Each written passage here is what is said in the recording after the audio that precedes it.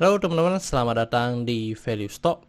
Hari ini saya akan membahas analisa fundamental saham UNTR kuartal pertama tahun 2021. Oke, ini disclaimer-nya yang pertama ini merupakan sharing analisa fundamental, bukan ajakan beli jual ataupun suatu saham dan keputusan investasi ada di tangan teman-teman selaku investor.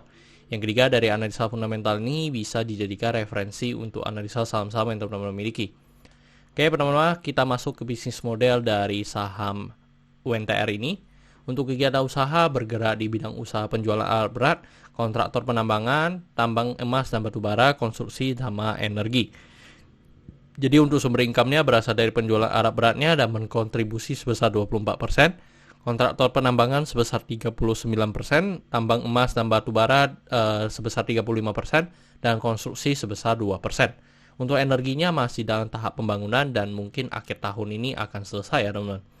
Terus untuk segmen usaha dan marketnya di Indonesia, terkait kasus hukum, saat saya membuat video ini, saya tidak menemukan adanya kasus hukum yang terkait dengan UNTR.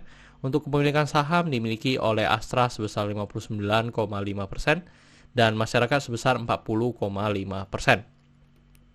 Dan teman-teman kita bisa lihat dari segi pendapatannya cukup fluktuatif. Dan untuk kuartal pertama mengalami penurunan sebesar 2,2% dari segi penjualan atau pendapatannya. Dan sampai akhir tahun saya menggunakan asumsi kuartal keempatnya memiliki kinerja yang sama dengan kuartal pertama, maka sampai akhir tahun akan mengalami kenaikan sebesar 18,7%. Dan dari segi net profitnya mengalami kenaikannya sebesar 5,6% dan kalau disetahunkan mengalami kenaikan sebesar 26,7%. Dan dari segi asetnya juga mengalami kenaikan dan kenaikannya sebesar 5,5%. Dan dari segi utangnya juga mengalami kenaikan dan kenaikannya sebesar 4,1%. Dan dari segi modalnya cukup konsisten mengalami kenaikan dan kenaikannya sebesar 6,3%.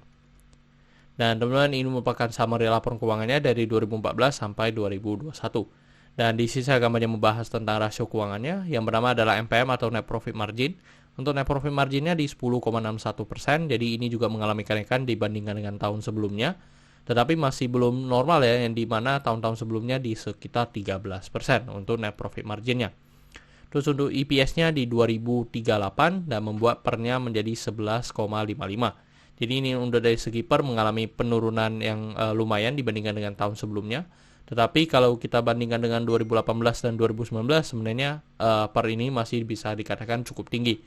Tetapi memang kenapa tinggi sebenarnya dari harga saham juga masih lebih tinggi 2021 karena dari segi EPS-nya yang mengalami penurunan yang lumayan signifikan.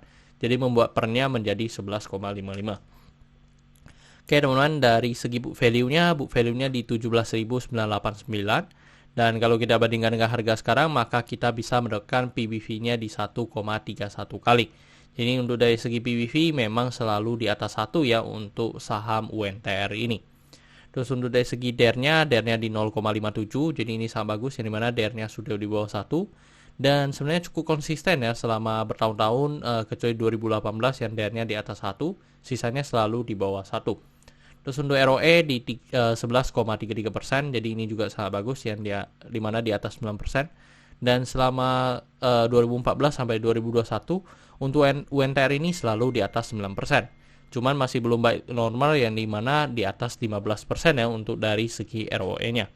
Terus untuk dari segi ROA di 7,22%. Oke teman-teman, saya membuat video ini untuk harga sahamnya di 23525. Dan dari analisa fundamental saya bisa menemukan nilai intrinsic value-nya sekitar 24.000. Jadi masih memiliki margin of safety 2%. Dan ini kesimpulannya yang bernama dari produk dan jasa saya berikan oke untuk UNTR ini karena saya melihat perusahaan ini mampu bertahan 5-10 tahun ke depan. Untuk GCG saya berikan oke karena tidak memiliki kasus hukum. Yang kedua memiliki pemegang saham mayoritas. Untuk revenue dan net profit saya berikan oke karena mengalami kenaikan. Untuk aset saya berikan oke karena mengalami kenaikan. Untuk liability saya berikan oke karena DER-nya di bawah 1. Untuk book value saya berikan no karena harga jual sekarang di atas harga book value-nya. Untuk sektor sebenarnya tidak ada hal perlu kita concern, jadi jika liability-nya oke, saya berikan satu sektor ini oke. Untuk ROE saya berikan oke karena di atas 9%. Untuk margin of safety saya berikan oke karena masih positif.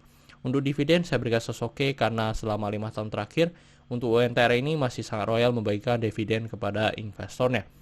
Oke teman-teman, jadi kesimpulannya adalah 10 dibanding 11. Dan pertanyaannya adalah apakah saya akan membeli saham UNTR ini? Tidak ya teman-teman, karena secara margin of safety sudah sangat mendekati fair value-nya. Jadi saya sudah tidak tertarik lagi untuk investasi di saham UNTR ini. Oke teman-teman, saya rasa cukup sekian untuk video kali ini. Jangan lupa untuk like dan subscribe. Jangan lupa juga untuk follow saya di Instagram saya di royken13. Dan teman-teman, saya ada membuat grup Telegram, jadi teman-teman bisa join grup Telegram saya di Value Stock.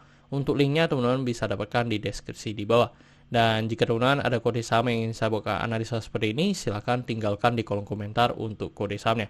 Oke teman-teman, see you in the next video. Bye-bye.